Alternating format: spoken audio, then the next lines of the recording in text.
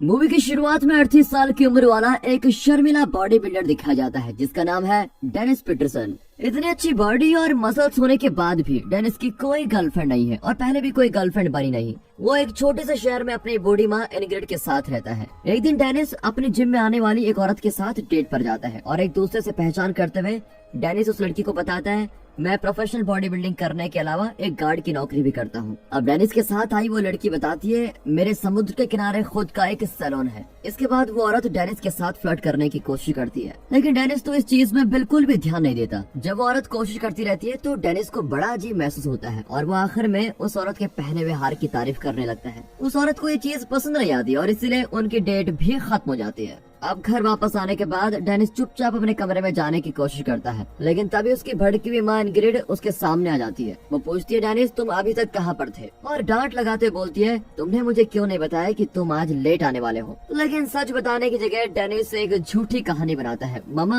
मैं अपने जिम वाले दोस्त के साथ मूवी देखने चला गया था। अब यहाँ से पता लगता है कि इनग्रिड अपने बेटे को लेकर बहुत चिंता करती है। वो अपने बेटे को लेकर बहुत कॉन्शियस है और साथ ही उस पर हक जमाए रखती है। इस वजह से ही डेनिस कभी लड़कियों के साथ ठीक से बात तक नहीं कर पाता और न ही उसके साथ कोई रिश्ता बन पाता है। अगले दिन दोनों माँ बेटे अपने किसी रिश्तेदार के घर जाने के लिए तैयार हो रहे होते हैं। दोनों के बीच का रिश्ता इतना खुला हुआ है कि दोनों एक साथ में बाथरूम का इस्तेमाल कर लेते हैं। अब वो लोग अपने रिश्तेदार के यहाँ पहुँच चुके हैं। डेनिस के अंकल बेंट ने अभी ओई नाम की एक जवान लड़की से शादी की है और बताया जाता है कि ओई थाईलैंड से है। और अब डेनिस अपने अंकल बेंट के लिए बहुत खुश दिख रहा होता है, लेकिन असल में वो अंदर ही अंदर अपने हाल को देखकर दुखी है कि मेरे अंकल तक को लड़की मिल गई और मुझे नहीं मिल रही है। अगले दिन जिम में डेनिस को वही औरत दिखाई देती है जो कि मूवी की शुरुआत में उसके साथ डेट पर गई थी। अब डेनिस उससे बात करने की कोशिश करता है, लेकिन वो औरत डेनिस पर कोई ध्यान नहीं देती और वहाँ से चली जाती है। उसी दिन डेनिस अपने अंकल बेंट के घर जाता है और उनका बगीचा साफ करने में मदद करता है। इसके बाद दोनों साथ बैठे होते हैं और बेंट बोलता है, डेनिस मुझे पता है तुम्हारी जिंदगी में कोई लड़की नहीं है, न तुम्हारी कोई गर्लफ्रेंड है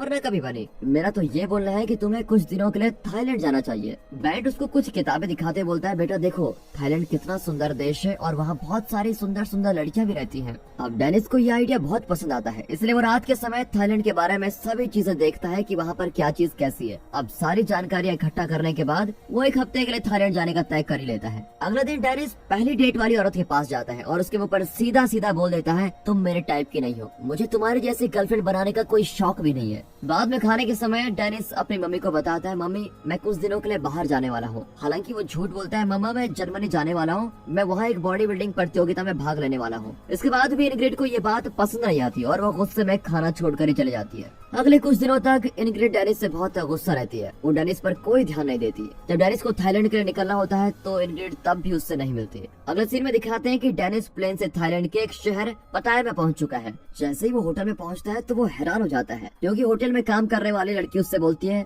सर आप हमें कुछ ज्यादा ही पैसे दे दो, क्योंकि आप बाकी लोगों की तरह हमारे होटल में पैसों से खरीद कर लड़कियां न हो गए। अब डेनिस ये बात सुनकर बहुत शर्मिंदगी महसूस करता है और बोलता है, मैम ऐसा कुछ भी नहीं है, मैं ऐसे काम नहीं करता हूँ, मैं पैसे देकर कोई लड़की नहीं लाऊंगा। बाद में डेनिस बैंड के दोस्त स्कॉट से मिलने आता है। स्कॉट अमेरिका का रहने वाला है और उसकी उम्र लगभग 35 से 40 साल की है, लेकिन वो अब थाईलैंड में रहकर अपनी थाई बीवी के साथ एक बार चलाता है। वो बोलता है, मैंने ही बैंड का चक्कर उसकी नई बीवी के साथ चलवाया था। इसके बाद वो डेनिस से काम की बात करता है, बेटा तुम बताओ तुम्हें किस तरह की लड़कियां पसंद है, मुझे बताओ, मैं तुम्हारी पसंद की लड़की का फिगर साइज सब कुछ बिल्कुल परफेक्ट लेकर आऊंगा। लेकिन शरीफ डेनिस प्यार से बोलता है, अंकल मुझे तो बस एक लड़की चाहिए जो मेरी उम्र की हो। अब स्कॉट उससे वादा करता है कि मैं तुम्हारे लिए एक सुंदर सी लड़की लेकर आऊंगा, तुम शाम तक इंतजार करो, मैं शाम को वापस आता हूँ। होटल जाते हुए डेनिस एक बढ़िया सा सूट बनवाने के लिए कपड़ों की दुकान पर जाता है। होटल पहुँचकर वो अपनी माँ को भी कॉल करता है, लेकिन वो फोन नहीं उठाती। अब इस बात से डेनिस बहुत उदास हो जाता है। शाम के समय दिखाते हैं तो डेनिस का नया सूट उसको भेज दिया जाता है। वो सूट पहनकर स्कॉट के बार पहुंचता है और सोच रहा होता है कि काश काश मुझे वो लड़की मिल ही जाए।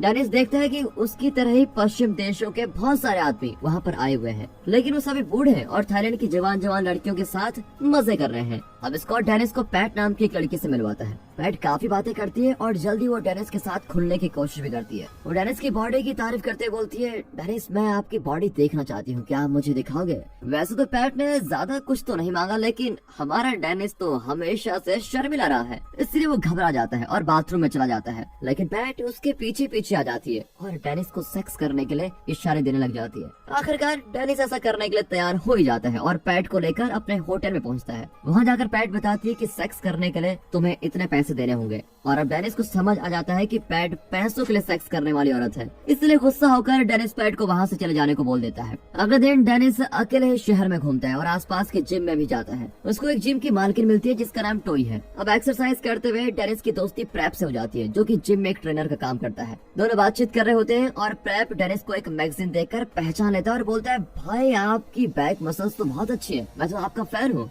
डेनिस को ये बात सुनकर थोड़ा अच्छा लगता है और मजा भी आता है। और थाईलैंड आने के बाद ये पहली बार है कि जब डेनिस को थोड़ा अच्छा महसूस हुआ है। अब डेनिस के जाने से पहले प्रेप बोलता है, तुम आज शाम को मेरे और मेरे दोस्तों के साथ खाना खाने आ जाओ। हालांकि डेनिस बड़ी आराम से प्रेप को मना कर देता है और शाम के समय स्कॉट के बार में पहुंच ही जाता है। अब कुछ देर बाद ही स्कॉट एक लड़की के साथ आता है और उसको डेनिस से मिलवाता है। ये वाली लड़की भी डेनिस के साथ फ्लर्ट करती है और इधर उधर टच करती है, लेकिन जैसा कि हमें पता ही है हमारा बॉडी बिल्डर डेनिस दोबारा शर्मा जाता है और इसलिए वहाँ से निकलकर प्रेप और उसके दोस्तों से मिलने पहुंच जाता है। वहाँ उसकी टॉय के साथ एक और बार मुलाकात होती है। दोनों के बीच ठीक ठाक बातें होने लगती है और जैसे डेनिस अपने बॉडी बिल्डिंग के शौक के बारे में उसको बताता है तब उसका शर्माना थोड़ा कम होता है। इसके बाद टोई बताती है, मेरे पति की मौत 5 साल पहले ही हो गई थी और उनके चले जाने के बाद से मैं खुद जिम को संभालने लगी हूँ। जब डेनिस बताता है कि उसकी शादी नहीं हुई है तो जवाब में टोई बोलती है, तुम एक अच्छे आदमी लगते हो, तुम्हें कोई न कोई अच्छी लड़की तो जरूर मिल जाएगी। अगले कुछ दिनों में दोनों के बीच दोस्ती और बढ़ जाती है। टोई डेनिस को पूरा शहर घुमाती है और साथ ही उसको स्कूटर चलाना भी सिखाती है। एक दिन समुद्र के किनारे डेनिस टोई को किस करने की कोशिश करता है, लेकिन टोई पीछे हट जाती है। डेनिस को इस बात के लिए थोड़ा बुरा भी लगता है, इसलिए वो माफी मांगकर थोड़ी देर के लिए अलग चला जाता है। हालांकि वापस जाते हुए उसका स्कूटर खराब हो जाता है, इसलिए टोई उसको साथ चलने के लिए बोलती है। अब जैसे डेनिस होटल के अंदर जाने लगता है, टोई बोलती है, डेनिस सुनो, जब तुमने मुझे किस करने की कोशिश की थी तब मैं इसलिए पीछे हो गई थी क्योंकि वहाँ खुलेआम किस करना बहुत ही गलत माना जाता है। इसके बाद वो डेनिस को खाने के लिए अपने घर पर बुलाती है। वहाँ दोनों अच्छी खासी किसेस करते हैं और ये किस डेनिस की जिंदगी की पहली किस है। इसके बाद टोई अपने थोड़े सीड्यूसिंग कपड़े पहन लेती है और दोनों प्यार करने लगते हैं, लेकिन डेनिस शर्मा जाता है और घबरा के बाहर निकल जाता है। हालांकि बिल्डिंग से बाहर पहुंचकर उसको महसूस होता है कि टोई ही एक अच्छी औरत है जिसके साथ उसे अच्छा महसूस होता है, इसलिए वो वापस जाता है और टोई को बोलता है, मैं तुम्हें बहुत पसंद करता हूँ। टोई भी अपने दिल की बातें बोलने लगती है और दोनों एक दूसरे को प्यार से गले लगा लेते हैं। अब दोनों एक दूसरे के साथ सो जाते हैं, लेकिन उनके बीच कुछ नहीं होता।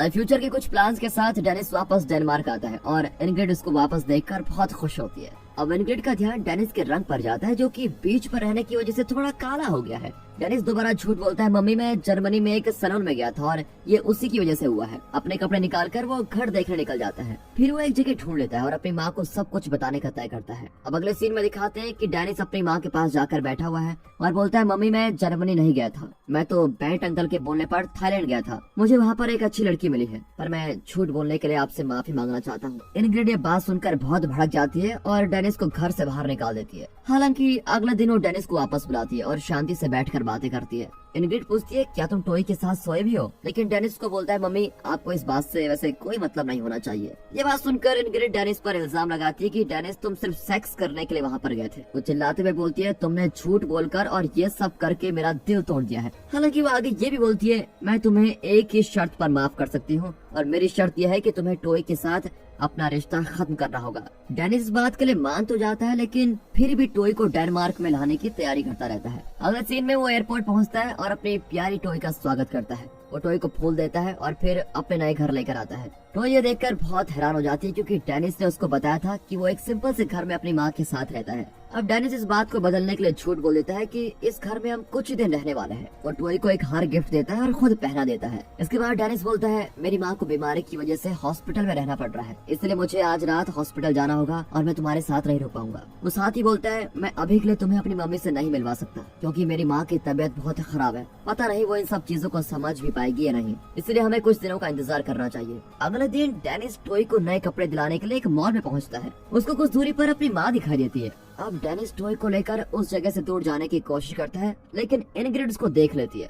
अब बेचारे को अपनी माँ से मिलना ही पड़ता है, इसलिए टोई भी इनग्रिड से हाई हेलो करती है। इनग्रिड अपने बेटे को किसी औरत के साथ देखकर बिल्कुल हैरान हो जाती है। डेनिस के पास कोई चारा नहीं बचा है, इसलिए वो टोई की जान पहचान अपनी माँ से करवा ही देता है, लेकिन झूठ बोलता है, मम्मी ये बर्ड की साली है और ये थाईलैंड से आई हुई है। ये झूठ कुछ देर के लिए तो सब कुछ ठीक कर देता है, लेकिन कुछ देर में टोई पूछती है, आंटी जी अब आपकी तबीयत कैसी है? इनग्रिड को शक होने लगता है और पूछती है तुम सच सच बताओ कि यहाँ पर चल क्या रहा है। अब डेनिस उसको कोई जवाब नहीं देता और मॉल से जाने की कोशिश करता है। इनग्रिड कुछ देर तक उसके पीछे पीछे आती है और रोककर बोलती है तुम मुझसे दोबारा झूठ बोल रहे हो, है ना डेनिस? लेकिन डेनिस उनको साइड करते हुए वहाँ से निकल जाता है। अब तक जो भी इनग्रिड का व्यवहार रहा वो सब देखकर टोई बड़ी हैरान हो जाती है और वो पूछती है डेनिस क्या तुम मुझसे कुछ छुपा रहे हो? आखिरकार डेनिस उसको सब कुछ सच सच बता ही देता है और इसके बाद टोई को घर के नीचे छोड़ देता है। जब वो घर पहुंचता है तो देखता है कि उसकी माँ चोट लगे हुए हाथ के साथ टेबल पर बैठी हुई है। वो अपने कमरे में जाता है और देखता है कि उसका कमरा पूरी तरह से तबाह हो चुका है।